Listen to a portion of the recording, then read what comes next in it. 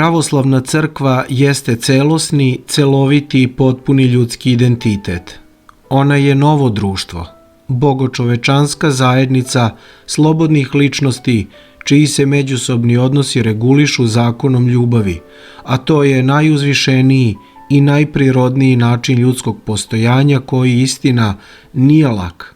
Naprotiv, za ovaj tip egzistencije potrebni su podvig, askeza, pokajanje, praštanje, samoograničenje, danonoćno samopreispitivanje i blagodat Božja. Od pravoslavnih hrišćana se traži da se odreknu bilo kakvog nasilja kao metoda delovanja i ostvarivanja ciljeva.